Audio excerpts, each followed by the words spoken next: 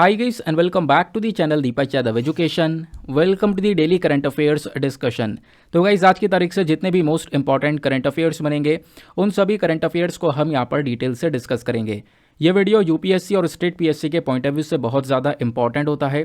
तो चलो शुभारंभ करते हैं। बट आगे बढ़ने से पहले अगर आप लोगों को इस लेक्चर का पीडीएफ चाहिए तो क्या करना है, सबसे पहले डाउनलोड करना है टेलीग्राम, देन उसके बाद जाके सर्च बॉक्स में टाइप करना दीपक यादव एजुकेशन, आगे यूपीएससी भी लिख देना, आपको वो चैनल मिलेगा। वहाँ से आप लोग डेली बेसिस पर इस लेक्चर के पीडीएफ को डाउनलोड कर सकते हो। साथ ही साथ में अगर आप लोग मेरे साथ में पर्सनली कनेक्ट करना चाहते हो तो उसके लिए क्या करना है, इंस्टाग्राम पे जाना और अगेन आपको सर्च बॉक्स में लिखना है दीपक यादव एजुकेशन, आपको मेरा प्रोफाइल मिलेगा। 10,000 से ज़्यादा लोग वहाँ पर ऑलरेडी जुड़ चुके हैं, आप भी मेरे साथ में जाकर जुड़ सकते हो। वीडियो को स्टार्ट करने से पहले दो चार बातें बताऊंगा, उसको ध्यान से सुनना। थंबनेल थोड़ा सा चेंज कर दिया है, जो डेली करंट अफेयर ये ऊपर लिखा हुआ था इसको नीचे करके ऊपर मैंने इंडियन एक्सप्रेस का टाइटल लगा दिया है। ऐसा क्यों? क्योंकि अब से मैं यहाँ पर इस वीडियो के अंदर इंडियन एक्सप्रेस के ज़्यादा से ज़्यादा जो आर्टिकल्स हैं, उसके बाद एक्सप्लेन सेक्शन है और साथ ही साथ में एडिटोरियल्स हैं, उन सबको डिस्कस करने की कोशिश करूँगा, सभी चीज़ को कवर करने की कोशिश करूँगा। मॉर्निंग में अपना द हिंदू चल ही रहा है, साथ ही साथ आपको शाम वाले वीडियो में भी काफ़ी सारी इंपॉर्टेंट चीज़ें मिल जाएंगी। जैसे आज के सेशन में हमने इंडियन एक्सप्रेस के ढेर सारे आर्टिकल्स लगा रखे हैं, वो सब बहुत डिटेल से कवर करेंगे। कैसे कैसे यूपीएससी सवाल पूछ सकता है वो सारी चीज़ें भी मैं बताऊंगा। तो अब आप दोनों वीडियोस को बहुत आराम से फॉलो कर सकते हो, आपके सारे के सारे सोर्सेज कवर हो रहे होंगे, क्योंकि यहाँ पे केवल ना इंडियन एक्सप्रेस होगा, उसके साथ साथ पीआईबी और जो डाउन टू अर्थ होंगे इसके भी कुछ इंपॉर्टेंट जो आर्टिकल होंगे जो कि बहुत ही ज़्यादा इंपॉर्टेंट होंगे, सिलेबस से लिंक हो रहे होंगे, प्रीवियस ईयर में सवाल पूछे होंगे, उन वाले आर्टिकल को यहाँ पर लगाया जाएगा, तो वो भी आप लोग कवर कर सकते हो। चलो फिर आगे बढ़ते हैं।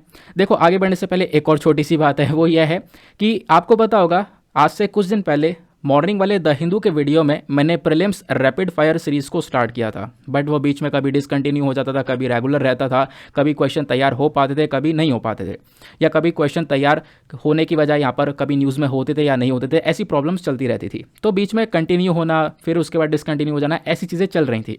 बट अब आपसे प्रॉमिस है कि जो प्रीलिम्स रैपिड फायर की सीरीज़ है वो शाम वाली वीडियो में रेगुलर आपको मिला करेगी। रेगुलर मतलब डेली बेसिस पर। तो आज के वीडियो में भी अंत में भी आपको प्रीलिम्स के लिए काफ़ी सारे क्वेश्चंस मिल जाएंगे जो कि आपको रेडी करेंगे और साथ ही साथ में आपके कुछ इंपॉर्टेंट आर्टिकल्स भी कवर हो पाएंगे, ठीक है ना। तो प्रीलिम्स रैपिड फायर की सीरीज़ शाम वाली वीडियो में शिफ्ट कर दी गई है, ठीक है। मतलब यह है कि सुबह वाले वीडियो में कभी कभी वो कंटिन्यू हो पाता था, कभी नहीं हो पाता, तो वो मामला हमने ख़त्म कर दिया है। अब आपको रेगुलर यहाँ पर जो वीडियोज़ है मिला करेंगे, ठीक है, रेगुलर आपको ये सीरीज़ मिला करेगी। क्लियर हो गया? चलो आते हैं। अब एक और बात बतानी थी, वो भी एक बात सुनकर जाना। देखो ये यहाँ पर यूट्यूब की साइट से परसों मेरे पास में मेल आया था। यूट्यूब की साइट से मेल यहाँ पे क्या आया कि हम लोगों को यानी हमारे चैनल को सेलेक्ट किया गया था यूट्यूब पार्टनर मैनेजमेंट प्रोग्राम के लिए। तो यूट्यूब की साइट से एक पार्टनर, एक अलग से मीटिंग हुई थी हमारी, और वो मीटिंग आज हुई थी। तो आज यूट्यूब के लोग थे और मैं था, मतलब हमारी एक पर्सनल मीटिंग हुई थी। उस मीटिंग के दौरान काफ़ी सारी बातचीत हुई और उस बातचीत के दौरान बहुत सारी बातें यूट्यूब ने बताई है हमारे चैनल के बारे में। क्या बताया कि देखो चैनल की जो ग्रोथ है वो अपने आप में बहुत ज़्यादा है, और सबसे इंपॉर्टेंट बात यहाँ पे जो उन्होंने मेंशन करी और जिससे दिल बहुत ज़्यादा खुश हुआ वो यह है कि आपके जो व्यूअर्स हैं ना वो बहुत ज़्यादा लॉयल व्यूअर्स हैं, लॉयल व्यूअर्स हैं, लंबे समय से रुके हुए हैं और रिटर्निंग व्यूअर्स वाकई में, क्योंकि यूट्यूब का जो एनालिटिक्स होता है ना, जब उसको आप देखते हो तो वहाँ पर व्यूअरशिप दिखाता है कि कौन कौन रिटर्निंग व्यूअर्स हैं और कौन कौन न्यू व्यूअर्स हैं। तो हमारे जो रिटर्निंग व्यूअर्स हैं वो बहुत ज़्यादा हैं। लोग ना बहुत लंबे समय से ट्रस्ट कर रहे हैं इस चैनल के ऊपर और लंबे समय से जुड़े हुए हैं। आप बता भी सकते हो नीचे कॉमेंट सेक्शन में आप कितने सालों से जुड़े हुए हो या कब से जुड़े हुए हो, कौन से ईयर से जुड़े हुए हो मेरे साथ में, और वो चीज़ यूट्यूब के एनालिटिक्स में खुद पता चलती है। तो आप सभी लोग को बहुत बहुत शुक्रिया कि जिसकी वजह से आज हम लोग यहाँ तक पहुँच चुके हैं कि यूट्यूब की साइड से कॉल आता है एक मीटिंग के लिए और वो आज मीटिंग सक्सेसफुली हो भी जाती है।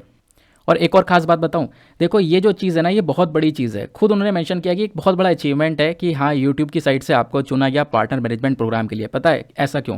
क्योंकि अभी भी बहुत सारे चैनल्स ऐसे हैं जिनको मैं जानता भी हूँ, मिलियंस ऑफ मिलियन सब्सक्राइबर्स हैं, वहाँ पर बहुत ज़्यादा सब्सक्राइबर्स है, लेकिन ये वाली अपॉर्चुनिटी अभी उन्हें नहीं मिली है, मतलब पार्टनर मैनेजमेंट प्रोग्राम के लिए उनको नहीं लिया गया है। लेकिन अभी हमारा चैनल थोड़ा सा छोटा है और लेकिन काफ़ी सारे लोगों ने इतना ट्रस्ट बनाया, रेगुलर बेसिस पर जुड़े हुए हैं, पूरी मेहनत कर रहे हैं और पूरी लगन से वीडियोज़ को देख रहे हैं, उनका फ़ायदा भी उठा रहे हैं डेफिनेटली। तो उससे यहाँ पर बहुत फ़ायदा मिला और वो चीज़ यहाँ पर ऑब्वियस ही बात है यूट्यूब जो है नोटिस करता रहता है।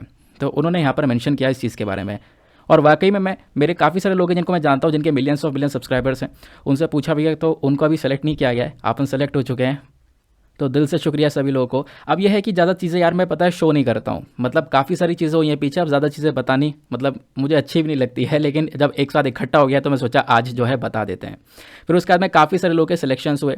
ओडिशा जो पब्लिक सर्विस कमीशन का एग्ज़ाम हुआ है वहाँ पे काफ़ी सारे लोगों के प्रीलिम्स क्लियर हुए हैं। बहुत सारे मेल मैंने रिसीव करे हैं जिनका प्रीलिम्स एग्जामिनेशन क्लियर हुआ है अलग अलग स्टेट पीएससी के अंदर में। तो आपको ये जो वीडियोज़ हैं ये यूपीएससी के अंदर, स्टेट पीएससी के अंदर हेल्प कर रही है, बहुत अच्छी बात है। जो अब की बार का प्रीलिम्स हुआ है उसमें ढेर सारे लोगों ने प्रीलिम्स क्लियर किया है, तो ढेर सारे मैसेजेस मैं यहाँ पर रिसीव कर चुका हूँ। तो वो चीज़ें हैं कि मैं मतलब लगा नहीं पाता है, टाइम नहीं मिल पाता उन चीज़ों को दिखाने का, लेकिन कोई बात नहीं, कभी कभी मैं शेयर कर दिया करूँगा। अब जैसे आज जो है टाइम मिला तो मैं इकट्ठा लगाने चाहता तो था, लेकिन बहुत सारे मेल अब मुझे ढूंढने पड़ेंगे, नीचे बहुत सारे मेल चले गए हैं तो उनको ढूंढते ढूंढते टाइम लग जाता। तो सोचा मैंने यहाँ पर चलो आपको इसी मेल के माध्यम से मैं बता देता हूँ। फिर एक और चीज़ अब होता यहाँ पर यह है कि देखो बहुत सारे जो कोचिंग इंस्टीट्यूट्स आपको पता है यूपीएससी की फील्ड में ढेर सारे कोचिंग इंस्टीट्यूट्स आपको मतलब जानकारी होगी उनके बारे में। तो एक कोचिंग इंस्टीट्यूट बहुत बड़ा इंस्टीट्यूट है, मतलब सभी लोगों को उसके बारे में पता होगा, सभी लोगों को, अब मैं नाम नहीं लेना चाहूँगा, सभी लोगों को उस इंस्टीट्यूट के बारे में पता है। मतलब वो इंग्लिश में भी पढ़ाते हैं, हिंदी में पढ़ाते हैं और बहुत नामी इंस्टीट्यूट है। उन्होंने भी यहाँ पे कांटेक्ट किया, मतलब ये मेरे लिए और बड़ी अचीवमेंट थी। वो कांटेक्ट वैसे काफ़ी दिनों पहले हुआ था, तो उन्होंने यहाँ पर बाकायदा कांटेक्ट किया, बातचीत करी, उन्होंने यहाँ पर मेंशन किया कि हमारा जो चैनल है एक ऑथेंटिक कंटेंट प्रोवाइड करवा रहा है। तो वो चीज़ भी अच्छा लगा, वो चीज़ मैंने शेयर नहीं करी थी, लेकिन कोई बात नहीं, मैंने सोचा चलो इस वीडियो के अंदर शेयर कर देते हैं। तो आप लोगों ने जो विश्वास दिखाया है और आप लोग भी यहाँ पर पूरी मेहनत से पढ़ाई कर रहे हो, वीडियोज़ का फ़ायदा उठा रहे हो, तो डेफिनेटली ऐसे ही करते रहो। बस मेरा खुद का यही गोल है, ये चीज़ें मोटिवेट करती हैं यार। गोल यहाँ पर मेरा यह है कि आप एट द लास्ट इस वीडियोस के माध्यम से, इस चैनल के माध्यम से सिलेक्शन लेकर आओ। मैं यहाँ पर सुनना ये चाहता हूँ कि यार कोई व्यक्ति हो जिसने कहीं पर भी पैसा नहीं दिया और उसने इन फ्री की वीडियोस से ही यहाँ पर सारा कंटेंट कवर कर कर एग्जामिनेशन को क्लियर किया है, वो यार बहुत ज़्यादा सुकून प्रोवाइड करवाएगा मुझे। ठीक है, तो अपना काम करते रहो, मेहनत करते रहो, डेफिनेटली रिजल्ट मिलेगा। जैसे हम लोग भी मेहनत कर रहे हैं, लगातार कर रहे हैं, करते रहो, फल डेफिनेटली मिलने वाला है। ठीक है, चलो स्टार्ट करते हैं सेशन को। आज का पहला आर्टिकल हमारा इंडियन एक्सप्रेस के एक्सप्लेन सेक्शन पर ही है, डिटेल से यहाँ पर आर्टिकल को डिस्कस करेंगे। इसको आप लोग जीएस पेपर नंबर 3 इकोनॉमी से लिंक कर सकते हो, जैसा यहाँ पर ऑलरेडी मेंशन्ड है। क्या बात बोली जा रही है, तो बांग्लादेश ने अभी यहाँ पर देखा कि इकोनॉमिक क्राइसिस नज़र आए, वहाँ पर इकोनॉमी उनकी बहुत ज़्यादा डाउन होती हुई नजर आई, जिसके चक्कर में बांग्लादेश इंटरनेशनल मॉनेटरी फंड के पास में पहुंचता है, आईएमएफ के पास में, जो ये बॉडी है, इनसे मदद मांगने के लिए, कुछ पैसा मांगने के लिए, ताकि जो इनकी इकोनॉमी है वो थोड़ी सी रिवाइव हो सके। तो इनकी इकोनॉमी को आखिरकार क्या नुकसान पहुंचा है, वो चीज़ें हम यहाँ पर डिस्कस करने वाले हैं। ठीक है, तो आर्टिकल की हेडिंग मैंने इसके बारे में मेंशन करा ही है, आओ समझते हैं एग्जैक्टली क्या हुआ। तो न्यूज़ में क्या है, इंटरनेशनल मॉनेटरी फंड के अकॉर्डिंग बात करें तो इन्होंने यहाँ पर एक प्रेस रिलीज किया, उसके अकॉर्डिंग बात ये की गई है जो बांग्लादेश है इसको कुछ पैसा प्रोवाइड करवाया जाएगा, लगभग $4.5 बिलियन तक पैसा ये बॉडी देने वाली है। क्योंकि यहाँ पे बांग्लादेश पिछले ही महीने इस बॉडी के पास में गया था थोड़ी सी मदद मांगने के लिए कि सर हमें पैसा चाहिए, हमारी जो इकोनॉमी है वो थोड़ी सी डूब रही है। अब आपको कि इकोनॉमी घट कैसे गई, इनकी इकोनॉमी के ऊपर इतना नेगेटिव इम्पैक्ट कैसे पड़ा, वो मैं आगे बताऊंगा कि क्या क्या कारण है। लेकिन उससे पहले एक बात और सुनो, बांग्लादेश ही एक ऐसा देश था जो कि कोविड के समय में भारत से ज़्यादा ग्रो कर रहा था। बांग्लादेश की अर्थव्यवस्था इंडिया से ज़्यादा तेज़ी से ग्रो कर रही थी कोविड के समय में। तो इनकी इकोनॉमी इंडिया को मतलब आप कह सकते हो ओवरटेक सी कर चुकी थी 2020 के अंदर में। और अब आप देखोगे मतलब 2017 के बाद 2018, 19, 20, 21 ये 3-4 साल बांग्लादेश ने बहुत ज़्यादा ग्रो किया है अपनी इकोनॉमी के पर्सपेक्टिव में। लेकिन हुआ यहाँ पर यह कि अब सडनली इन 2 सालों के अंदर हालात जो हैं काफ़ी ख़राब हो चुके हैं, इतने ख़राब हो चुके हैं कि ये मदद मांगने गए, पैसों की मदद मांगने गए। तो ऐसे क्या हुआ समझते हैं। तो आज के आर्टिकल में क्या क्या है पूरी न्यूज़ समरी को समझेंगे। तो बांग्लादेश की इकोनॉमी कैसे इफेक्ट हुई है इसको समझने की कोशिश करेंगे, क्योंकि इनकी जो जीडीपी वगैरह है ना वो आज के समय पर पूरी तरह से कॉन्ट्रैक्ट हो चुकी है, जीडीपी वगैरह काफ़ी ज़्यादा डाउन हो चुकी है। ठीक है, इनकी जीडीपी एक समय पर काफ़ी तेज़ी से ग्रो कर रही थी। आप देखोगे साल 2020 जो कि कोविड का समय था, हालात बुरी तरह से ख़राब थे कोविड की वजह से, दुनिया भर में केसेस फैले हुए थे, लॉकडाउन्स लगे हुए थे। तो इसके चक्कर में दुनिया भर की कंट्रीज़ की जो जीडीपी है वो लगातार उनकी इकोनॉमी डाउन हो रही थी। लेकिन बांग्लादेश की जीडीपी 2020 में भी 3.4% से ग्रो करी, फिर 2021 में 6.9% से ग्रो करी थी, 2022 में भी बताया जा रहा है एक्सपेक्टेड एक अंदाजा है 7.2% से ग्रो करेगी। लेकिन प्रॉब्लम यहाँ पर ये निकल कर आती है कि अभी 2022 में स्टार्टिंग में ही, क्योंकि अभी 2022 का अंत होने वाला है, लेकिन स्टार्टिंग में ही फरवरी के मंथ में हमने ये देखा कि रशिया यूक्रेन का वॉर हुआ। रशिया यूक्रेन के वॉर की वजह से जो दुनिया भर पे इम्पैक्ट पड़ा है ना, वो बहुत बुरा और नेगेटिव इम्पैक्ट पड़ा है। इससे आप देखोगे बांग्लादेश को भी सबसे ज़्यादा प्रॉब्लम हुई है। बांग्लादेश की जो इतनी मजबूत इकोनॉमी थी वो आधी रशिया और यूक्रेन के वॉर की वजह से हिल गई थी। उसके पीछे का रीज़न क्या है वो भी मैं आपको बताऊंगा आगे। तो हुआ क्या, इस वॉर की वजह से बांग्लादेश ने क्या देखा, उनका फॉरेन एक्सचेंज जो है वो लगातार कम होता हुआ चला गया, महंगाई बांग्लादेश में बढ़ती हुई चली गई, जो ग्रोथ है इनकी थम सी गई, करंट अकाउंट डेफिसिट बढ़ता चला गया। यानी कि अब ये पैसा कम रहे थे, खर्च ज़्यादा हो रहा था, हालात इस प्रकार से आ गए थे। तो अब यहाँ पर डिस्कस करते हैं कि आखिरकार जो ये वॉर है रशिया यूक्रेन का, ये बांग्लादेश के ऊपर किस प्रकार से इम्पैक्ट डाला, क्या असर हुआ बांग्लादेश के ऊपर इस वॉर का। सबसे पहली चीज़, जो महंगाई है, जो इन्फ्लेशन है, वो यहाँ पे बांग्लादेश की वजह से निकल कर आया। सॉरी, रशिया यूक्रेन वॉर की वजह से यहाँ पर महंगाई निकल कर आई। अब वो जो महंगाई है ना, उसके चक्कर में जो कच्चा तेल है और भी जो इंपॉर्टेंट मटेरियल्स हैं जो कि बांग्लादेश एक्सपोर्ट करता था इंटरनेशनल मार्केट में, वो सब चीज़ें महंगी हो गई। और जो इन्फ्लेशन रेट है नवंबर के महीने में आप देखोगे 8.85% के आसपास था, जबकि नवंबर 2021 में बांग्लादेश में जो इन्फ्लेशन रेट है वो 5.98% था। तो आप इमेजिन कर सकते हो इस बार वो महंगाई है वो 8.85% की थी। और होता क्या है कि यहाँ पर ये लोग भी काफ़ी सारा जो तेल है, कच्चा तेल है, वो मंगाते हैं इन सब देशों से, लेकिन कच्चा तेल बहुत ज़्यादा महंगा हो गया। अब थोड़ा सा ज़्यादा महंगा इनको खरीदना पड़ रहा था। इनका जो करंट अकाउंट बैलेंस है वो गड़बड़ा चुका था। जो ये एक्सपोर्ट है वो कम पैसों को कर रहे थे, लेकिन अब जो इम्पोर्ट है वो ज़्यादा कर रहे थे। इम्पोर्ट के माध्यम से इनका ज़्यादा पैसा बाहर जा रहा था, क्योंकि सामान जो है वो ऑलरेडी बहुत महंगा हो चुका था। क्योंकि जो बांग्लादेश है ना, वो बहुत ज़्यादा डिपेंडेंट है एक्सपोर्ट के ऊपर, इम्पोर्ट के ऊपर, ये बेसिकली इसी चीज़ के ऊपर चलता है।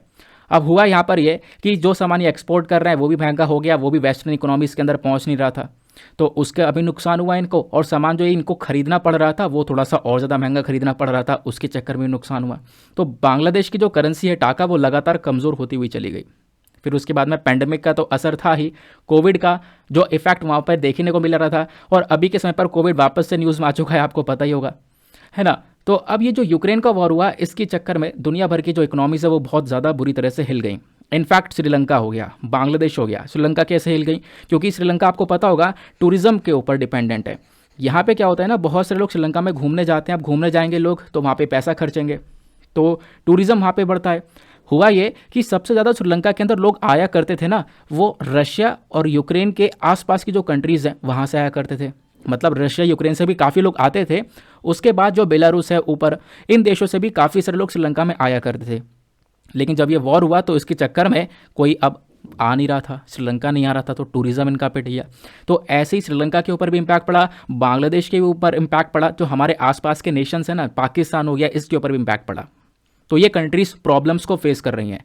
तो अब इन प्रॉब्लम्स को फेस करते करते जो देश हैं ये थोड़े से बुरे हालात में आ चुके हैं, बहुत महंगाई बढ़ चुकी है यहाँ पर, इनके ऊपर उधारी थोड़ी सी ज़्यादा हो चुकी है। तो इस मामले में हुआ क्या, दो कंट्रीज़ ऐसी निकल कर आई जिन्होंने इन देशों की मदद करी, इंडिया और चाइना। इंडिया और चाइना यहाँ पर दो ऐसे देश बचते हैं, बड़े बड़े देश जिनकी इकोनॉमी थोड़ी सी स्ट्रॉन्गर है, और यहाँ पे ये इनकी मदद कर सकती हैं। लेकिन हुआ क्या कि अब इसी चक्कर में थोड़ा सा लड़ाइयाँ भी देखने को मिल रही हैं, क्योंकि ये इंडिया के लिए भी थोड़ा सा आप कह सकते हो चिंता वाली बात होगी, क्योंकि इस सिचुएशन में ना जो चाइना है वो ज़्यादा से ज़्यादा पैसा इन कंट्रीज़ को प्रोवाइड करवा कर क्या कर सकता है, इनके ऊपर अगेन जो अपना कब्जा है वो थोड़ा सा बढ़ा सकता है, जैसा ये पहले करता आया है। तो अभी आप देखोगे इनका जो इम्पैक्ट है वो इंडिया के ऊपर भी पड़ रहा है, क्योंकि इन कंट्रीज़ के अंदर हालत ख़राब होंगे तो इंडिया के ऊपर भी इम्पैक्ट पड़ेगा, क्योंकि जो चाइना है वो फिर यहाँ पर इनको क्रेडिट ज़्यादा से ज़्यादा पैसा प्रोवाइड करवा कर यहाँ पर पैर पसारने की कोशिश करेगा। तो बेसिकली यहाँ पर आप कह सकते हो एक वॉर सा देखने को मिल सकता है इंडिया चाइना के बीच में, क्योंकि इंडिया भी इसी प्रकार से सपोर्ट करना चाहेगा इन सभी कंट्रीज़ को। होगा ये क्योंकि जो आसपास के देश हैं, बांग्लादेश है, पाकिस्तान है, यहाँ पे जब कुछ होगा नहीं, सोर्स ऑफ लाइवलीहुड नहीं होगा, लोगों को सही से यहाँ पर जीवन व्यतीत नहीं कर पा रहे होंगे, तो कहीं ना कहीं इससे जो टेररिज्म है, जो आतंकवाद है, वो भी बढ़ेगा।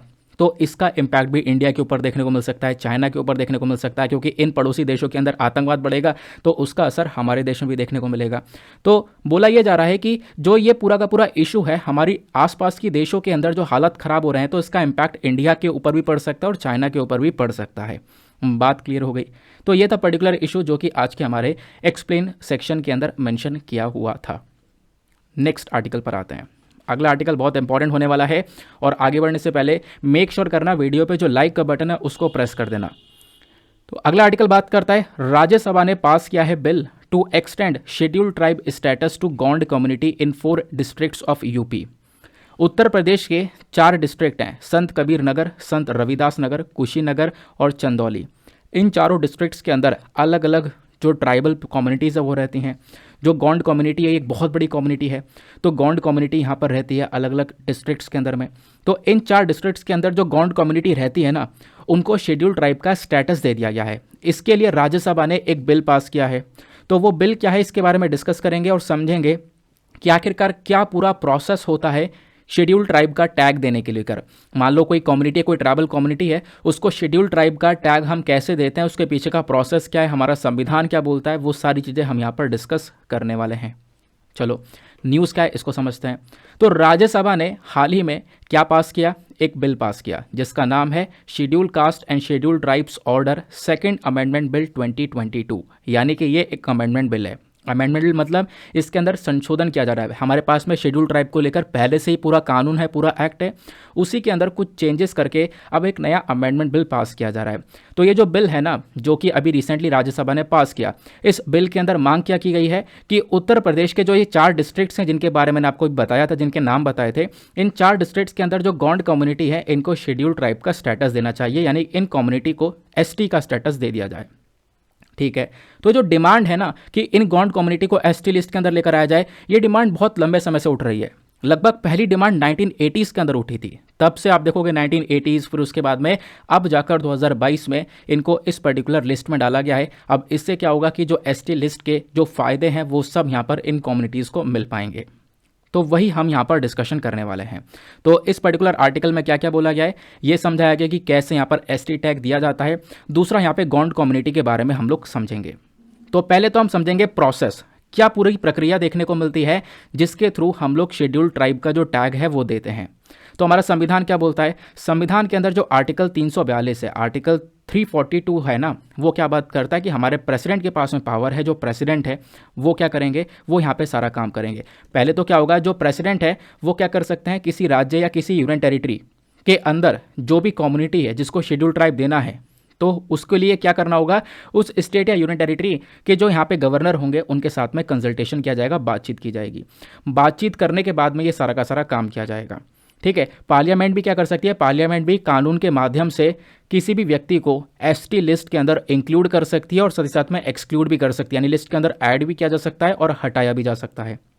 लेकिन ये यहाँ पर शॉर्ट फॉर्म में समझा आपने, लेकिन इसके पीछे का पूरा प्रोसेस क्या है, डिटेल से प्रोसेस क्या है, इसको समझने की ज़रूरत है। यहाँ पे शुरुआत कैसे होती है, कैसे यहाँ पर किसी कम्युनिटी को एसटी लिस्ट के अंदर डाला जा सकता है, इसको समझना। इसकी शुरुआत होती है स्टेट और यूनियन टेरिटरी के लेवल से। होता यहाँ पर यह है कि जो स्टेट के अंदर, यूनियन टेरिटरी के अंदर जो सरकार होती है ना, ये यहाँ पर मांग करते हैं कि हाँ इस पर्टिकुलर कम्युनिटी को एससी या एसटी लिस्ट के अंदर डाल दो या यहाँ से निकाल दो। ठीक है, तो ये मांग यहाँ पर सरकार के थ्रू करी गई। अब होता क्या, ये जो प्रोसेस है, ये जो पूरा प्रपोजल था, ये प्रपोजल भेजा जाता है हमारे ट्राइबल अफेयर मिनिस्टर को। Union ministry of tribal affair के पास में ये प्रपोजल चला गया। अब वो क्या करते हैं, इस मुद्दे को आगे भेज देते हैं रजिस्ट्रार जनरल ऑफ इंडिया के पास में, आरजीआई के पास में। अब रजिस्ट्रार जनरल ऑफ इंडिया क्या करता है, इसको अच्छे से देखकर, इन्वेस्टिगेट कर कर वो इसको आगे भेज देता है। लेकिन जब आगे कैसे भेजेगा, एक बार अप्रूव करेगा। तो जैसे यहाँ पर रजिस्ट्रार जनरल ऑफ इंडिया इस प्रपोजल को अप्रूव कर देता है ना, तो ये प्रपोजल किसके पास में जाता है, national commission for scheduled tribes के पास में ये प्रपोजल जाता है। फिर उसके बाद में जो ये एनसीएसटी है ये वापस से सरकार को भेजेगा। फिर सरकार यहाँ पे क्या करेगी, इसको इंट्रोड्यूस करेगी कैबिनेट के अंदर कि भैया एक फाइनल अप्रूवल दे दिया जाए। जो हम कह रहे हैं इसको एक फाइनल अप्रूवल दे दिया जाए। तो जो फाइनल डिसीजन होता है वो किसके पास में होता है, वो फाइनल डिसीजन हमारे प्रेसिडेंट के पास में होता है। फिर जाकर वो प्रेसिडेंट जो है वो एसेंट देते हैं, अपना यहाँ पर अप्रूवल देते हैं। बात क्लियर हो गई। तो इस प्रकार से पूरा का पूरा प्रोसेस होता है जिसके माध्यम से हम लोग शेड्यूल ट्राइब के अंदर किसी कम्युनिटी को ऐड करते हैं या एक्सक्लूड करते हैं। ठीक है, तो एक बार रिवीजन कर लेते हैं फटाफट कैसे कैसे होता है। तो शेड्यूल जो हमारी स्टेट और यूनियन टेरिटरी के लेवल की गवर्नमेंट है वो यहाँ पर एक प्रपोजल देती है। ये प्रपोजल पहले union ministry of tribal affair के पास में जाएगा, ये रजिस्ट्रार जनरल ऑफ इंडिया के पास में भेज देंगे। रजिस्ट्रार जनरल ऑफ इंडिया इसको अप्रूव करने के बाद में भेज देगा national commission for schedule tribes के पास में। फिर उसके बाद में जो ये national commission for schedule tribe है ये इस प्रपोजल को वापस से सरकार के पास में भेजेगा। सरकार इसको कैबिनेट के पास लेकर जाएगी फाइनल अप्रूवल के लिए। फिर जो फाइनल डिसीजन है वो हमारे प्रेसिडेंट के पास में होता है। बात क्लियर हो गई।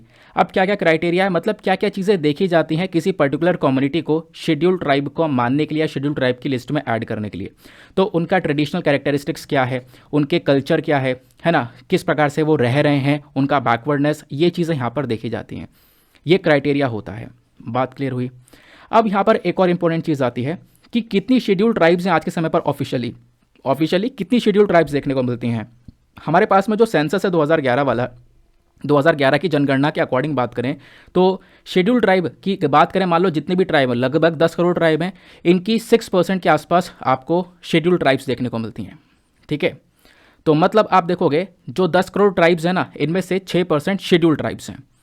तो लगभग यहाँ पर आप देखोगे 705 के आसपास 705 एथनिक ग्रुप्स देखने को मिलते हैं, जो कि शेड्यूल्ड ट्राइब्स की तरह देखने को मिलते हैं अंडर आर्टिकल 342।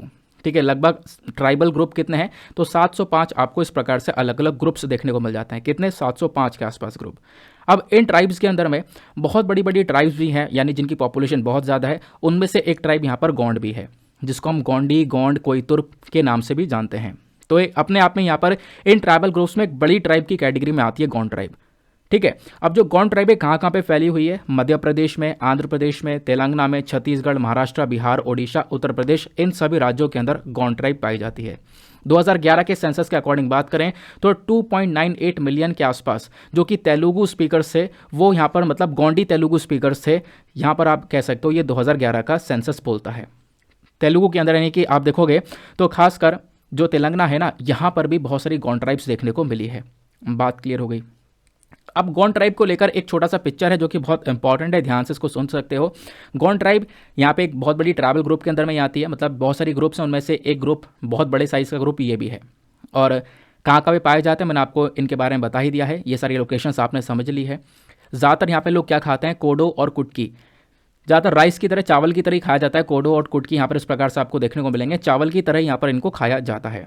ठीक है, ये लोग यहाँ पर बिलीव करते हैं पृथ्वी के ऊपर, पानी में, हवा में, इन सब चीज़ों में यहाँ पर ज़्यादा विश्वास करते हैं। और खासकर जो परसा पेन है, ये यहाँ पर सबसे ज़्यादा इंपॉर्टेंट फीचर है गोंड रिलीजन का, ये वाला जो फीचर है। ठीक है ना, ये यहाँ पर फरसा फेन है, ये एक आप कह सकते हो कि स्पेशल कैरेक्टरिस्टिक्स हैं गोंड गॉड्स के। ठीक है, आगे आते हैं। उसके बाद में इनको एग्रीकल्चर करना बहुत पसंद है, यानी कि खेती बाड़ी में ज़्यादा इन्वॉल्वमेंट यहाँ पर गोंड ट्राइब्स का देखने को मिलेगा। ज़्यादातर जो गोंड है ना, ये शिफ्टिंग एग्रीकल्चर का इस्तेमाल करते हैं। शिफ्टिंग एग्रीकल्चर आपको पता होगा, शिफ्टिंग एग्रीकल्चर क्या है। एक लैंड लेंगे, है ना, वहाँ पे एक ज़मीन देखी जाएगी, ज़मीन को साफ़ किया जाएगा, वहाँ पर 1 से 3 साल तक फसल उगाई जाएगी। जब वो लैंड पूरी तरह से मतलब हो जाएगा, है ना, जब उस पर फसल उग जाएगी तो फसल की कटाई के बाद में उसको ऐसे छोड़ देंगे। फिर वहाँ पर अपने आप ही जो फॉरेस्ट है वो उग जाएगा, फिर वो दूसरी ज़मीन देखेंगे, यानी कि शिफ्ट होते रहेंगे। इसी को हम शिफ्टिंग कल्टीवेशन बोलते हैं, है ना। तो यहाँ पर 2-2, 3-3 सालों में शिफ्ट होते रहते हैं। तो दूसरा जगह देखा, उसको जलाया, साफ़ करा, फिर वहाँ पर खेती बाड़ी करी, फिर उस एरिया को छोड़ दिया गया, फिर वहाँ पे अपने आप में फॉरेस्ट उग जाता है। तो इस प्रकार से यहाँ पर ये शिफ्टिंग कल्टीवेशन चलता रहता है। क्लियर हुई बात। चलो आगे आते हैं नेक्स्ट आर्टिकल पर। अगला आर्टिकल जो थंबनेल वाला है, उसी आर्टिकल को हम डिस्कस करेंगे। अगेन ये भी इंडियन एक्सप्रेस के अंदर ही डिटेल से मेंशन है। इंडियन एक्सप्रेस के साथ साथ इकोनॉमिक टाइम्स के अंदर भी यहाँ पर इसके बारे में चर्चा की गई है। इकोनॉमिक टाइम्स में खासकर ये एडिटोरियल में आया था, तो यहाँ पर इस पर्टिकुलर वीडियो में भी आपको कुछ एडिटोरियल्स भी मिल जाते हैं जो कि आपको मेंस में हेल्प करेंगे। तो इस आर्टिकल में क्या बोला गया, जो कंज्यूमर प्रोटेक्शन अथॉरिटी है, यानी ये क्या काम करती है, जो आप हो, मैं हूँ, हमारे जो राइट्स हैं, जो हम कंज्यूमर हैं ना, हमारे जो हक हैं, उनको उनकी सुरक्षा करने का काम करती है। तो जो कंज्यूमर प्रोटेक्शन अथॉरिटी है, इसने क्या किया, एक एक्सप्लेनेशन मांगा है फ्लिपकार्ट से। फ्लिपकार्ट से आप एक्सप्लेनेशन किस चीज़ को मांगा, एसिड की सेल को लेकर। क्योंकि रिसेंटली हमने देखा दिल्ली के अंदर एक एसिड अटैक देखने को मिला, एक लड़की के ऊपर एसिड से अटैक किया गया। लेकिन जिसने अटैक किया है ना, उसने फ्लिपकार्ट से उस एसिड को खरीदा था, फिर जाके उस लड़की के ऊपर अटैक किया। तो कंज्यूमर प्रोटेक्शन अथॉरिटी ने फ्लिपकार्ट से एक एक्सप्लेनेशन मांगा कि आपने इस एसिड को बेचा कैसे। ठीक है, तो अभी मैं आपको समझाऊंगा पूरा रूल्स एंड रेगुलेशन क्या है एसिड अटैक को लेकर, वो चीज़ें आपको पता होनी चाहिए, वही चीज़ें एग्जाम में पूछी जाएंगी। तो न्यूज़ क्या है ये तो आपको समझ में आ गया। अब आर्टिकल में हम क्या डिस्कस करेंगे, एसिड अटैक के बारे में जानेंगे, एक स्टैटिस्टिक, एक डेटा देखेंगे जिसको आप इस्तेमाल कर सकते हो अपने एसए में, जीएस पेपर नंबर 4 के अंदर में, एथिक्स में इस्तेमाल किया जा सकता है। तो पहले समझेंगे इंडिया के अंदर एसिड अटैक के बारे में स्टैटिस्टिक्स क्या बोलता है। तो नेशनल क्राइम रिकॉर्ड ब्यूरो के अकॉर्डिंग अगर हम बात करें तो एनसीआरबी का जो डेटा है ना, इस डेटा के अकॉर्डिंग देखो लगभग 14 केसेस निकल कर आए हैं एसिड अटैक के। और मतलब 14 केसेस कब निकलते हैं, साल 2021 में हर महीने 14 केसेस एसिड अटैक्स के देखने को मिले हैं। फिर से बोल रहा हूँ, 2021 में हर महीने 14 केसेस एसिड अटैक के निकल कर आए। और ये जो केसेस हैं पिछले कुछ समय में थोड़े से कम भी हुए हैं, ऐसा देखने को मिला। उसके पीछे का रीज़न क्या है? रीज़न ये है कि कभी कभी केसेस के बारे में पता ही नहीं चलता है। कुछ एसिड अटैक के केसेस जो है ना, वो डोमेस्टिक वायलेंस का हिस्सा है, यानी कि जो घरेलू हिंसा हो रही है उसका हिस्सा है, जहाँ पर घर के अंदर ही महिला है उसके ऊपर एसिड डाल दिया गया और फिर उसको प्रेशराइज किया जाता है कि वो जाके रिपोर्ट ना करे, इसके बारे में बताए ना किसी को। तो वो वाले केसेस भी देखने को मिलते हैं। तो वैसे केसेस भी थोड़े से बड़े होंगे जिसके चक्कर में केसेस हमारे सामने नहीं निकल कर आ रहे हैं। दूसरा, यहाँ पर एसिड अटैक के मामले में एक सबसे बुरी चीज़ देखने को मिली है कि जो कॉन्विक्शन रेट है ना, ये बहुत लो रहा है। यानी कि केस अगर गया है कोर्ट में तो उस केस के अंदर में जो दोषी है वो दोषी साबित नहीं हुआ है, ठीक है ना। बहुत कम ही लोग हैं जहाँ पे दोषी साबित हो पाए हैं, ऐसा बोला गया। 2021 में 3 केस निकल कर आए थे, केवल और केवल 3 केस जहाँ पर एक्यूज को दोषी साबित किया गया। मतलब 11 केस आप ऐसे देखोगे कि 11 केस के अंदर लोगों को माफ़ कर दिया गया, उनको निर्दोष देखने को मिले, वो निर्दोष साबित किया गया, लेकिन एसिड अटैक किए थे लेकिन वो निर्दोष साबित हुए। लेकिन कुछ केसेस ऐसे निकल कर आए, मतलब केवल 1 2 3 ही केसेस निकल कर आए जहाँ पर जो दोषी है ना उसको दोषी का करार दिया गया है, ठीक है। तो मतलब जो कॉन्विक्शन रेट है वो इस पर्टिकुलर केस के अंदर बहुत ज़्यादा कम है, ऐसा बताया गया।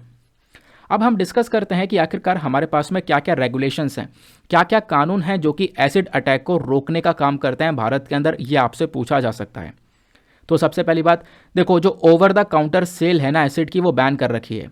सुप्रीम कोर्ट ने साल 2013 के अंदर ही जो ये एसिड की सेल थी, एसिड की जो बिक्री है दुकानों के ऊपर, ये बैन कर दी थी, ठीक है। आप यहाँ पे कह सकते हो कि इसके लिए क्या करना है, मान लो अगर दुकान वाले को बेचना भी है तो उस दुकान वाले को अपना जो लॉग रजिस्टर है वो मेंटेन करना है, लॉगिन करनी है, पूरा डेटा प्रोवाइड करवाना है, और जिसको भी एसिड बेचा है उसकी सारी डिटेल अपने पास में रखनी है ना। जिसको भी एसिड बेचा उसका एड्रेस, उसकी सारी इन्फॉर्मेशन अपने पास में रखनी होगी, ठीक है। ये बात यहाँ पर बोली गई थी सुप्रीम कोर्ट के थ्रू। फिर उसके बाद में एक लैंडमार्क जजमेंट आया था लक्ष्मी अग्रवाल के केस में, 2013 में जजमेंट आया था, आपको पता होगा। जो स्टार्टिंग में आपने थंबनेल देखा है ना, ये लक्ष्मी अग्रवाल का ही है। यहाँ पर इनके ऊपर भी एसिड अटैक किया गया था और शायद यहाँ पर इनके ऊपर एक मूवी भी बनी हुई है ना।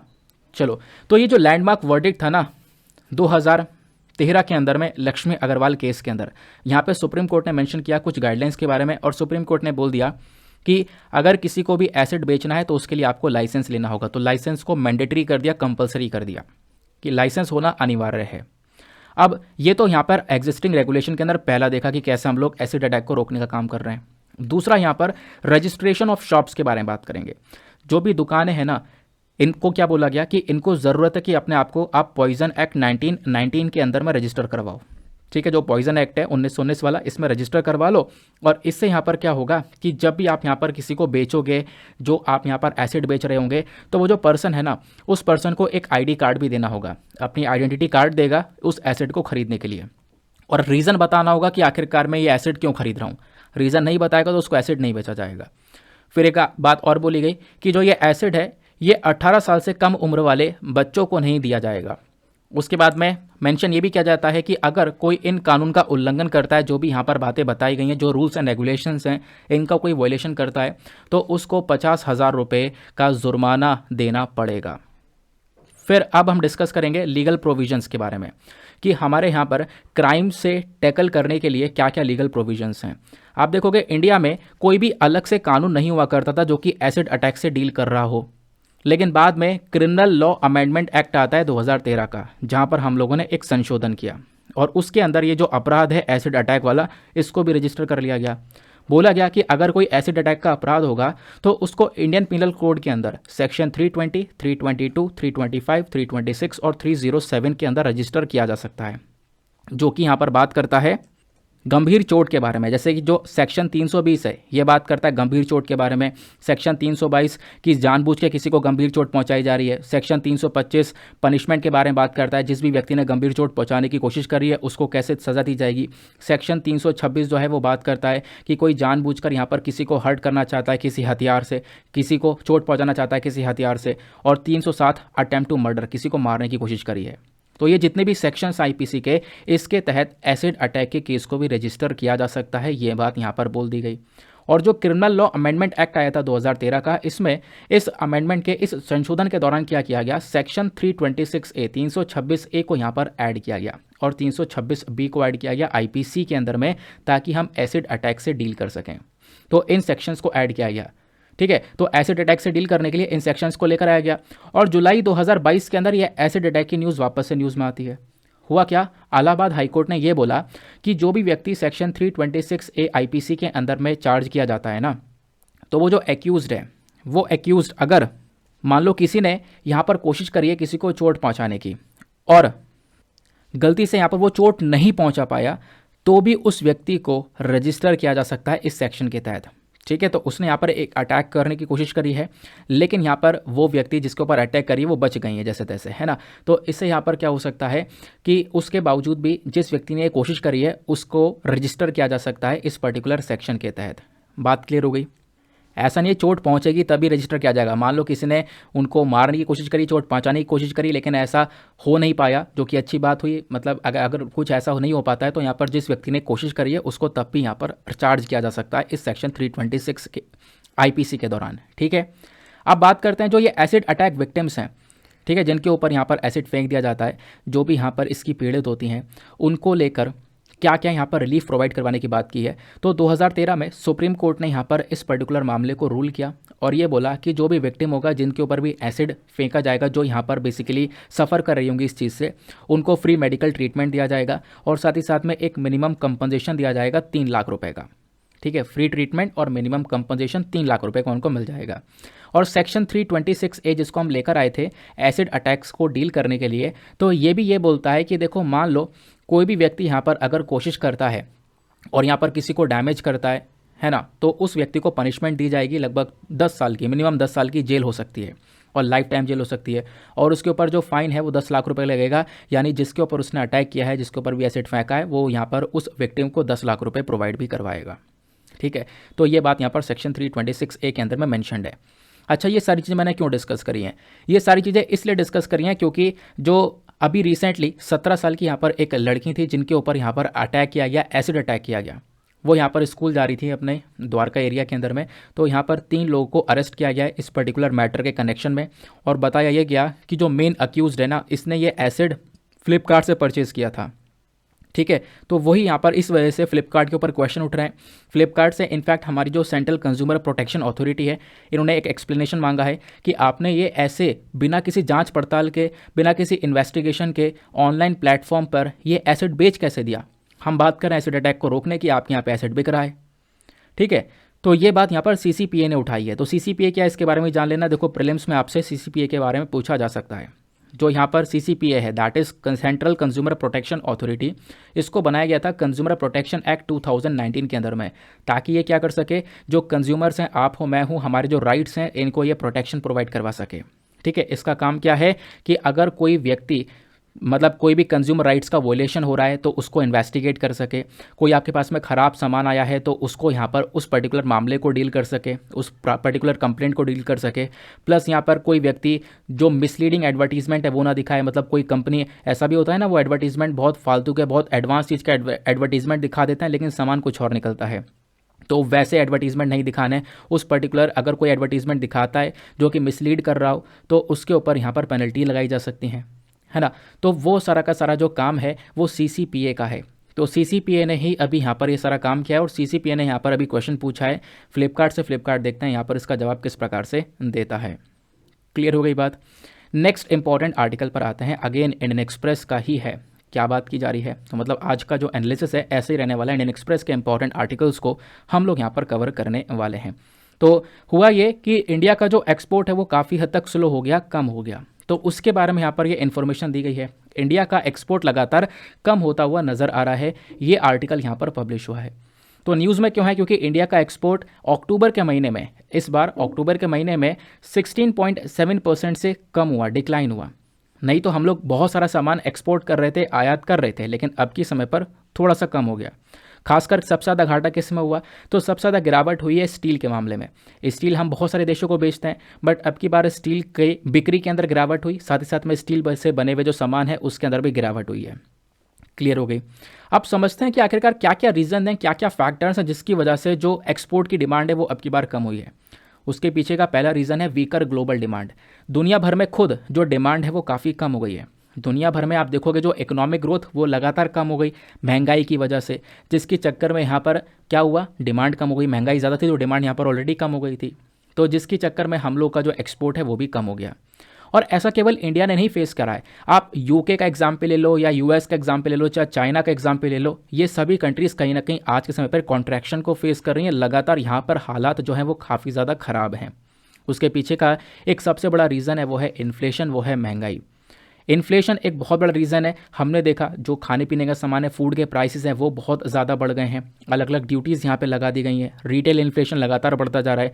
आप देखोगे अभी तक जो महंगाई है वो 7% से ऊपर चल रही थी। इनफैक्ट अक्टूबर के अंदर ये महंगाई 6.8% के आसपास थी, फिर भी हमारे टारगेट से बहुत ज़्यादा ऊपर थी। तो अभी के समय पर थोड़ी महंगाई नॉर्मल हुई है, नहीं तो अक्टूबर के समय तक आप देखोगे ना महंगाई बहुत ज़्यादा थी।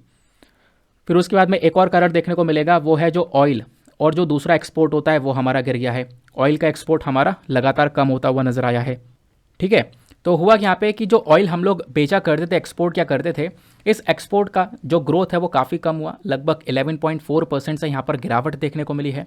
और ये बताया गया कि सितंबर में, अक्टूबर में लगातार ये गिरावट होती हुई नजर आई। ठीक है, उसके बाद में ऑयल के साथ साथ जो नॉन ऑयल एक्सपोर्ट था, जैसे हमारा आयरन ओर हो गया, handicraft, textile, agriculture products, plastic, jewellery, engineering goods, chemical, pharmaceutical, leather goods, इन सब के अंदर गिरावट देखने को मिली है। ये सारी चीज़ें हम एक्सपोर्ट अब की बार कम कर पाएँ, खासकर अक्टूबर के महीने में। फिर उसके बाद में बताया गया जो खासकर इंजीनियरिंग गुड्स हैं इसको हम सबसे ज़्यादा एक्सपोर्ट किया करते हैं, लेकिन ये भी अभी के समय पर गिर गए, यानी कि एक्सपोर्ट इनका जो है हम इतना बेहतर नहीं कर पाए, क्योंकि इंटरनेशनल लेवल पर महंगाई की वजह से इतनी डिमांड थी ही नहीं, लोगों ने डिमांड भी नहीं करी, हमारा सामान बिका भी नहीं। जब वो नहीं बिका तो बाकी एक्सपोर्ट हुआ नहीं, क्योंकि उन कंट्रीज़ ने सामान मंगाया ही नहीं। तो एक्सपोर्ट हमारा अपने आप में ही कम होता हुआ नज़र आ गया। बात क्लियर हो गई। अब डिस्कस करते हैं कि बाकी देशों का क्या हुआ, बाकी जो एक्सपोर्टिंग नेशंस है उनके क्या हालात रहे। तो एग्जाम्पल है वियतनाम का। वियतनाम यहाँ पर एक एक्सपोर्ट डोमिनेटेड कंट्री बना रहा। वियतनाम के अंदर लगातार एक्सपोर्ट बढ़ा। इनफैक्ट वियतनाम के अंदर आप देखोगे तो 4.5% की ग्रोथ देखने को मिली है एक्सपोर्ट के मामले में। वियतनाम के साथ साथ फिलीपींस के अंदर भी एक्सपोर्ट 20% से ग्रो किया अक्टूबर के अंदर में। फिर उसके बाद देखें चाइना के हालात काफ़ी ख़राब हो गए। चाइना इतना एक्सपोर्ट नहीं कर पाया, क्योंकि चाइना के अंदर कोविड-19 की वजह से हालत ख़राब है, लॉकडाउन्स लगे पड़े हैं। इवन आज के समय पे जब मैं इस वीडियो को रिकॉर्ड कर रहा हूँ तब भी लॉकडाउन्स वगैरह लग चुके हैं, हालात बहुत गंभीर हो चुके हैं चाइना के अंदर में। इवन इंडिया के अंदर भी अब केसेस निकलने स्टार्ट हो चुके हैं लॉकडाउन की वजह से। तो जो ये आप कह सकते हो कि जो लॉकडाउन है ना, ये कहीं ना कहीं चाइना को आज के समय पर मात दे गया। और इसके चक्कर में मतलब चाइना ने काफ़ी बार अपनी अलग अलग स्ट्रैटेजी अपनाने की कोशिश करी कोविड-19 से लड़ने की, जो कि फेल हो गई, जिस चक्कर में चाइना के अंदर प्रोटेस्ट भी स्टार्ट हुए, लोग नाराज़ रहे, रिस्ट्रिक्शंस लगाए गए, बहुत कुछ हुआ, जिसके चक्कर में चाइना की जो इकोनॉमी है वो भी इतनी ग्रो नहीं कर पाई। तो एक्सपोर्टिंग नेशंस में आप देखोगे वियतनाम, फिलीपींस ही थे जिन्होंने यहाँ पर ग्रो किया है। बात क्लियर हुई, आगे आते हैं, नेक्स्ट आर्टिकल पर आते हैं। अगले आर्टिकल में सूर्य किरण के बारे में हम लोग बात करने वाले हैं। तो अभी यहाँ पर सूर्य किरण का जो 16वां एडिशन है, जो ये अभ्यास है वो हुआ है। ध्यान ये रखना है कि जो सूर्य किरण अभ्यास है किस किस के बीच में होता है, इंडिया और नेपाल के बीच में होता है। तो ये जो अभ्यास अब की बार हुआ है कहाँ पे हुआ है, नेपाल के अंदर जो सालझंडी है वहाँ पे इस अभ्यास को कंडक्ट किया गया। ये एक मिलिट्री एक्सरसाइज है जो कि हर साल इंडिया नेपाल के बीच में होती है। अब की बार ये 16वां एडिशन था। इसका ऑब्जेक्टिव ये होता है कि हम दोनों देशों के बीच में जो मिलिट्री रिलेशंस है उनको और ज़्यादा मजबूत कर सकें, एक ह्यूमैनिटेरियन सपोर्ट प्रोवाइड करवा सकें, जो भी कोई डिजास्टर आएगा, कोई यहाँ पर आप कह सकते हो दुर्घटना घटती है तो उसमें कैसे मिलकर दोनों काम करेंगे, प्लस यहाँ पर आतंकवाद से कैसे लड़ा जा सकता है, तो उसको लेकर ये ऑपरेशंस को देखते हुए ट्रेनिंग करते हैं। तो आपस में इससे डिफेंस रिलेशंस और ज़्यादा मजबूत होते हैं। तो ये कौन सा एडिशन था, 16वां एडिशन था। 16वां एडिशन कहाँ पे हुआ है, ये हुआ है नेपाल के सालझंडी में। बट इससे पहले जो 15वां एडिशन था वो कहाँ पे हुआ था, तो 15वां एडिशन सूर्य किरण का हुआ था उत्तराखंड के पित्तौरगढ़ के अंदर में। ठीक है, ध्यान रखना। तो एक छोटा सा आर्टिकल था, इसमें कुछ ज़्यादा था नहीं। अब आते हैं हम लोग अपने प्रीलिम्स रैपिड फायर डिस्कशन के ऊपर, कुछ रेलिवेंट आर्टिकल्स का डिस्कशन यहाँ पर करेंगे। तो जो आज का हमारा प्रीलिम्स का पहला क्वेश्चन है, इसमें होगा क्या कि क्वेश्चन के माध्यम से भी आपको कुछ इंपॉर्टेंट आर्टिकल्स का कवरेज मिल जाएगा, आप कुछ इंपॉर्टेंट आर्टिकल्स को कवर कर पाओगे। जैसे आज का ये वाला क्वेश्चन है, इंपॉर्टेंट है क्योंकि स्पोर्ट्स को लेकर भी यूपीएससी सवाल पूछता है। 2021 में 3 सवाल पूछे गए थे, हालांकि उसके बाद नहीं पूछे गए, उससे पहले भी नहीं पूछे गए, लेकिन झटका कभी भी मिल सकता है। अब की बार फीफा वर्ल्ड कप हुआ है तो नेक्स्ट ईयर यहाँ पर ये क्वेश्चन बनने के चांसेस हैं, जो कि आप स्क्रीन पर देख रहे हो। क्वेश्चन क्या है, with reference to the football world cup consider the following statements. Football world cup के रेफरेंस में आपको 2 स्टेटमेंट दिए गए हैं। द फर्स्ट ऑफिशियल जो वर्ल्ड कप हुआ था वो हुआ था ब्राज़ील में 1930 में। दूसरा स्टेटमेंट, जो ये टूर्नामेंट है ना, ये पहली बार, ये 2022 का जो टूर्नामेंट है ये पहली बार एक अरब वर्ल्ड के अंदर हुआ है, कतर के अंदर हुआ है बेसिकली। तो पहली बार क्या अरब के अंदर हुआ है। और दूसरी बार यहाँ पर ये एशिया के अंदर हुआ है, क्योंकि इससे पहले अगर हम एशिया की बात करें तो 2002 में जापान और साउथ कोरिया ने मिलकर जॉइंटली यहाँ पर इस इवेंट को होस्ट किया था। तो एशिया के अंदर दूसरी बार हुआ है, अरब वर्ल्ड के अंदर पहली बार हुआ है। तो इन दोनों स्टेटमेंट में से कौन सा स्टेटमेंट सही है ये आपको बताना है। Option A 1 only, option B 2 only, option C दोनों सही हैं, या फिर ऑप्शन डी दोनों गलत हैं। तो इसका करेक्ट आंसर है ऑप्शन नंबर बी, केवल 2 ओनली। क्यों, पहला वाला गलत है क्या? हाँ गलत है। क्यों? मैंने आपको बताया भी था कि जो पहला ऑफिशियल वर्ल्ड कप हुआ था ना, ये ब्राज़ील के अंदर में नहीं हुआ था, उरुग्वे के अंदर हुआ था। हुआ 1930 में ही था, लेकिन उरुग्वे के अंदर हुआ था और उरुग्वे उस मैच को जीता भी था। ठीक है ना, जैसा ये मैंने आपको बताया। क्लियर हो गई बात? तो यहाँ पर अभी आपको बताएं, अर्जेंटीना ने यहाँ पर इस फीफा वर्ल्ड कप को जीता है और फ्रांस को बीट करके यहाँ पर इस वर्ल्ड कप को जीता। और जो पहला ये मतलब ये वाकई में एक ऐसा टूर्नामेंट है जो कि पहली बार अरब वर्ल्ड के अंदर हुआ है, कतर के अंदर हुआ है, और दूसरी बार यहाँ पर ये एशिया के अंदर हुआ है। बात क्लियर हो गई। ये जो एडिशन है ना, ये एडिशन आप देखोगे, ये इस अब की बार जो ये पूरा का पूरा फीफा वर्ल्ड कप था, इसके अंदर केवल 32 टीम थी। लेकिन आने वाले समय में, क्योंकि हर 4 साल में ये होता है, ध्यान रखना, फीफा वर्ल्ड कप हर 4 साल में होता है। इससे पहले 2018 में हुआ था, अब 2022 में हुआ है, अब 2026 में होगा। तो 2026 में जो एडिशन होने वाला है उसमें थोड़ी सी ज़्यादा कंट्रीज़ होंगी, लगभग 48 नेशंस यहाँ पर अपने आप को रिप्रेजेंट करेंगे फीफा वर्ल्ड कप के अंदर में। 2026 के अंदर जो वर्ल्ड कप होगा, इसको 16 देश मिलकर 16 शहर जो है वो होस्ट करेंगे। 16 शहर कौन कौन से होंगे? नॉर्थ अमेरिकन कंट्रीज़ के होंगे, यानी कनाडा, मैक्सिको और यूएस। इनकी 16 शहर मिलकर यहाँ पर इस पूरे वर्ल्ड कप एडिशन को होस्ट करने वाले हैं, 2026 का एडिशन। ठीक है, क्लियर हो गया। फीफा वर्ल्ड कप के बारे में जानोगे तो फुटबॉल का एक मोस्ट प्रेस्टिजियस वर्ल्ड कप ये देखने को मिलता है।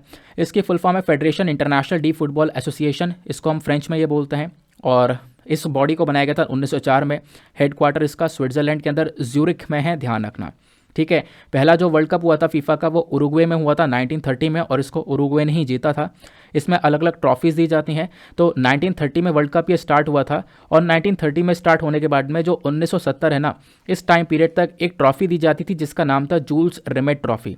ठीक है, फिर बाद में यहाँ पर 1970 के बाद में इस ट्रॉफी का नाम बदल दिया गया था, फीफा वर्ल्ड कप ट्रॉफी यहाँ पर इसको बोला जाता है।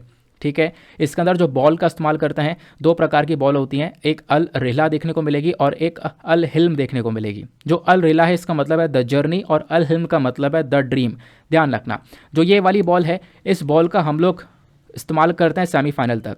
बाकी सेमीफाइनल और फाइनल के अंदर इस वाली बॉल का इस्तेमाल किया जाता है, जो कि आपको पिक्चर में दिखाई पड़ रही है। और इस बार का यहाँ पर जो मास्कॉट था, जो उसका थीम था बेसिकली, वो क्या है? वो है लईब। लईब इस प्रकार से यहाँ पर दिखाई पड़ता है। अब यहाँ पर ये जो लईब है इसका मतलब है सुपर स्किल्ड प्लेयर।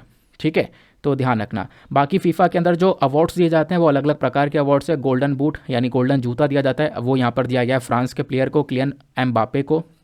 एक बहुत बड़े प्लेयर रहे हैं ये, और मतलब बहुत अच्छा परफॉर्म किया। मतलब ये जो मैच था ना, बेसिकली ये अर्जेंटीना वर्सेस फ्रांस नहीं था, ये अर्जेंटीना वर्सेस एम्बापे था, क्योंकि सारे गोल फ्रांस की साइड से एम्बापे ने ही किए थे। ठीक है, तो ज़्यादातर गोल मारने का अवार्ड जो है, ज़्यादातर मोस्ट नंबर ऑफ गोल्स का अवार्ड एम्बापे के पास में गया है। बाकी जो गोल्डन ग्लव मिला है वो किसको मिला है? अर्जेंटीना के प्लेयर एमिलियानो को मिला है। गोल्डन बॉल जो है वो किसको मिली है? परफॉर्मर ऑफ द टूर्नामेंट, जो कि आपके बार के परफॉर्मर रहे हैं वो हैं लियोनल मेसी। और उसके बाद में एक यंग प्लेयर का अवार्ड किसको मिला है? अर्जेंटीना के ही प्लेयर को मिला है, एंजे फर्नांडेस को। ठीक है, बाकी फीफा फेयर प्ले अवार्ड किसको मिला है? वो मिला है इंग्लैंड को। ठीक है, तो ये अवार्ड्स के बारे में आपने बातचीत कर ली है। नेक्स्ट क्वेश्चन पर आते हैं। जो अगला क्वेश्चन है वो बात करता है गोवा लिबरेशन डे के बारे में। तो गोवा लिबरेशन डे कौन सी तारीख को सेलिब्रेट किया जाता है? रिसेंटली ये सेलिब्रेट किया गया है, 19 दिसंबर, 22 दिसंबर, 21 दिसंबर या 29 दिसंबर। तो इसका सही उत्तर है ऑप्शन नंबर ए, 19 दिसंबर। ठीक है, तो 19 दिसंबर करेक्ट हुआ। डिस्कस करते हैं गोवा लिबरेशन डे के बारे में। उससे पहले मैप में गोवा कहाँ स्थित है उसको देख लो। ये यहाँ पर मैप हुआ, यहाँ पर आपको ये गोवा देखने को मिलेगा। इसको जूम करके देखोगे तो कुछ इस प्रकार से देखने को मिलेगा। ऊपर है नॉर्थ गोवा, नीचे यहाँ पर आपको साउथ गोवा नजर आएगा। ठीक है, गोवा की कैपिटल पांजी यहाँ पर आपको ये दिख रही होगी, और इसके ऊपर महाराष्ट्र हो गया, इधर कर्नाटका हो गया, और इधर यहाँ पर आपको अरेबियन सी देखने को मिल जाता है। महाराष्ट्र कर्नाटका भी न्यूज़ में है, क्योंकि इनके बीच में बॉर्डर डिस्प्यूट चल रहा है। अच्छा, वो कौन सी जगह है जिसको लेकर दोनों लड़ रहे हैं? फटाफट ज़रा नाम बता दो उस जगह का। अब हम बात करते हैं कि जो दिसंबर 19 है, यानी 19 दिसंबर को हम लोग गोवा लिबरेशन डे की तरह सेलिब्रेट करते हैं। ऐसा क्यों, क्या हुआ था उस दिन, वो सब समझने की कोशिश करेंगे। तो ये जो दिन है ना, इसको हर साल सेलिब्रेट किया जाता है। हम इस दिन ऑपरेशन विजय की सक्सेस को सेलिब्रेट करते हैं, क्योंकि ऑपरेशन विजय चलाया गया था, और इसी ऑपरेशन के दौरान इंडियन आर्म्ड फोर्सेस ने पोर्चुगीज़ को हराया था। क्योंकि जो ये पोर्चुगीज़ है ना, ये कब्जा करके बैठे हुए थे गोवा के ऊपर। तो 1961 में ऑपरेशन विजय को चलाकर पोर्चुगीज़ को हराकर हमने गोवा को आज़ाद किया। तो ऑपरेशन विजय बेसिकली 36 घंटे का एक मिलिट्री ऑपरेशन था जो कि 18 दिसंबर 1961 में स्टार्ट हो चुका था और 19 दिसंबर 1961 को समाप्त हुआ। और इसी पूरे ऑपरेशन के दौरान हमने पोर्चुगीज़ को हरा दिया। पोर्चुगीज़ जो हमारी गोवा दमन दीव की टेरिटरी को कब्जा कर बैठे थे, उनसे हमने आज़ाद करवा ली थी इस टेरिटरी को। ये पॉसिबल हो पाया था हमारी आर्म्ड फोर्सेस के माध्यम से। हमारी ट्राई सर्विस ऑपरेशन था ये, हमारी नेवी, आर्मी, हमारे एयरफोर्स सभी लोग यहाँ पर जुटे हुए थे इस ऑपरेशन के अंदर में। नाउ ये जो इंडियन एयरफोर्स ऑपरेशन था, इसके अंदर हमने पोर्चुगीज़ एयरबेस को भी बॉम्ब किया था, यानी जो पोर्चुगीज़ एयरबेस है ना, इसके ऊपर बॉम्बार्डिंग करी गई थी दाबोलिम के अंदर में, ठीक है ना। हम लोग काफ़ी एडवांस हो गए थे और आप कह सकते हो 19 दिसंबर 1961 की शाम तक, मतलब ये हालत कर रही 36 घंटे के अंदर अंदर पोर्चुगीज़ की कि 19 दिसंबर 1961 की शाम तक पोर्चुगीज़ जो गवर्नर जनरल थे वसालो दे सिल्वा, इन्होंने यहाँ पर सरेंडर डॉक्यूमेंट साइन कर दिया, हमारी फोर्सेस के सामने घुटने टेक दिए और उसके बाद में यहाँ पर जो पोर्चुगीज़ हैं ऑब्वियस सी बातें यहाँ पर ख़त्म हुए, क्योंकि हमने यहाँ पर इनकी गन वगैरह सब कुछ गिरा दी थी, सरेंडर करवा दिया था, तो सरेंडर यहाँ पर इनको करना ही पड़ा। बाकी इसी वजह से 19 दिसंबर को हम लोग क्या करते हैं, 19 दिसंबर को हम लोग गोवा लिबरेशन डे की तरह इसको देखते हैं, गोवा लिबरेशन डे। गोवा उस दिन आज़ाद हुआ था, ठीक है। अब हम लोग बात करते हैं कि गोवा को राज्य कैसे बनाया गया, तो गोवा को स्टेटहुड कैसे मिला। देखो हुआ क्या, अब गोवा आज़ाद हो गया, ठीक है। अब गोवा किसके अंडर में आ गया, हमारी भारत सरकार के कंट्रोल में आ गया और ये इंडियन यूनियन का हिस्सा बना। हमने पहले इसको यूनियन टेरिटरी बना दिया था, union territory of Goa, Daman and Diu. फिर 1961 में आप देखोगे एक और वोटिंग होती है जहाँ पर मेंशन किया जाता है, गोवा को मर्ज करने के बारे में चर्चा की जाती है कि जो गोवा है ना, कि इसको मर्ज करना चाहिए या नहीं करना चाहिए। तो गोवा के अंदर जो लोग थे इन्होंने यहाँ पर इस मर्जर के अगेंस्ट में वोट किया, यानी कि हम महाराष्ट्र के साथ में नहीं मिलना चाहते। पहले तो महाराष्ट्र के साथ में मर्ज करने की बात की जा रही थी, लेकिन वहाँ पे लोगों ने वोट किया अगेंस्ट में कि भैया हम नहीं मर्ज होना चाहते महाराष्ट्र के साथ में। फिर गोवा को एक यूनियन टेरिटरी ही बना रहने दिया। 1970 तक गोवा एक यूनियन टेरिटरी बना रहा। अब क्या होता है, गोवा को स्टेटहुड दिया जाता है, यानी गोवा को एक राज्य बनाया जाता है। तो गोवा यहाँ पर भारत का 25वां राज्य बनता है, जबकि दमन एंड दीव एक यूनियन टेरिटरी बना हुआ था, ठीक है ना। तो दमन एंड दीव एक यूनियन टेरिटरी बना रहा, लेकिन गोवा 25वां राज्य बन जाता है। तो आप लोग यहाँ पर ध्यान में रख सकते हो 1987 तक ये यूनियन टेरिटरी था, बट बाद में हम लोगों ने इसको स्टेटहुड दिया। तो आज के समय पर गोवा लिबरेशन डे, गोवा को स्टेटहुड कैसे मिला, ये आपने यहाँ पर इस पर्टिकुलर आर्टिकल के माध्यम से समझ लिया, बेसिकली क्वेश्चन के माध्यम से समझ लिया। अगले क्वेश्चन पर आते हैं। अगला क्वेश्चन बात करता है with references to the autism spectrum disorder consider the following statements.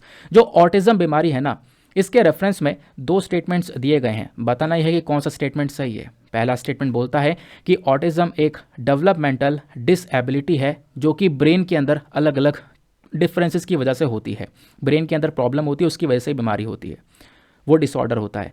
दूसरा बोलता है कि जो right of personal with disabilities act है, यानी कि जो भी डिसेबल पर्सनस हैं उनके जो हकों के बारे में यहाँ पर ये एक्ट बात करता है ना 2016 का, इसके अंदर ऑटिज्म स्पेक्ट्रम डिसऑर्डर के बारे में मेंशन नहीं किया गया है। तो क्या दूसरा स्टेटमेंट सही है? बताओ कौन सा स्टेटमेंट सही है। Option A 1 only, option B 2 only, option C दोनों सही हैं, या फिर ऑप्शन डी दोनों में से कोई सा भी सही नहीं है। तो इसका सही उत्तर है केवल 1 ओनली। तो ए इसका सही आंसर हो जाएगा, क्योंकि जो right of person with disabilities act है ना, इसके अंदर ऑटिज्म स्पेक्ट्रम डिसऑर्डर के बारे में ऑलरेडी मेंशन है। तो इस वजह से स्टेटमेंट 2 हो जाता है गलत, लेकिन पहला स्टेटमेंट सही है। तो ब्रेन के अंदर डिफरेंसेस की वजह से आप देखोगे कि ये ऑटिज्म डिसऑर्डर होता है। तो यहाँ पर आंसर गलत लगा हुआ है, इसको ए कर देना, 1 ओनली यहाँ पर ये सही होगा, ठीक है। तो ऑटिज्म क्या होता है, चलो इसके बारे में थोड़ा सा जान लेते हैं। ऑटिज्म स्पेक्ट्रम डिसऑर्डर एक डेवलपमेंटल डिसएबिलिटी है, ब्रेन के अंदर कुछ डिफरेंसेस होते हैं जिसके चक्कर में जो बच्चा है वो सफ़र करता है। खासकर जो 3 साल का बच्चा है ना, उसके अंदर बीमारी देखने को मिलती है। अब इस डिसऑर्डर से होता क्या है, बच्चे के अंदर जो बिहेवियर होता है ना वो काफ़ी चेंज होता है। बच्चा सही से बातचीत नहीं कर पाता, इंटरेक्ट नहीं कर पाता, आई कॉन्टैक्ट नहीं कर पाता, ठीक है। तो ये प्रॉब्लम्स यहाँ पर वो फेस करता है। बहुत सारे लक्षण यहाँ पर दिखाई पड़ते हैं, ठीक है। सही से मूव नहीं कर पाता, तो ये प्रॉब्लम्स यहाँ पर बच्चे को फेस करनी पड़ती हैं। तो ऑटिज्म के साइन क्या क्या हैं, ठीक है। उसको कम्युनिकेशन करने में काफ़ी प्रॉब्लम होती है, अकेला रहना उसको पसंद होता है, किसी के साथ बैठकर खेलना पसंद नहीं करता वो, है ना। एक चीज़ को बार बार वो दोहराता रहता है, आई कांटेक्ट नहीं कर पाता, अगर कोई थोड़ा सा नॉइस हो जाता है तो उस चीज़ को वो बर्दाश्त नहीं कर पाता।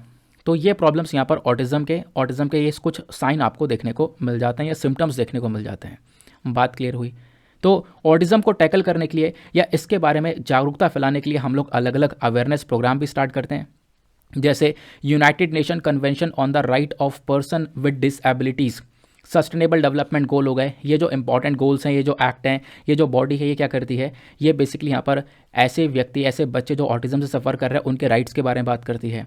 उसके बाद में जो यहाँ पर डिसेबल पर्सनस हैं उनके हकों के बारे में जो एक्ट के अंदर बताया गया, यानी कि right of person with disability act है ना जो 2016 का, ये क्या करता है, ये जो डिसेबिलिटीज़ है ना, इस प्रकार की मतलब जो डिसेबिलिटीज़ वाले जो प्रकार हैं उनको अपने अंदर ऐड करके रखता है। और इसके अंदर जो ऑटिज्म स्पेक्ट्रम डिसऑर्डर है वो भी ऐड किया गया है, यानी जो ऑटिज्म स्पेक्ट्रम डिसऑर्डर है ना वो भी इस एक्ट के तहत यहाँ पर आपको देखने को मिलेगा, जो कि पहले नहीं हुआ करता था, बाद में इसको भी ऐड कर दिया गया था।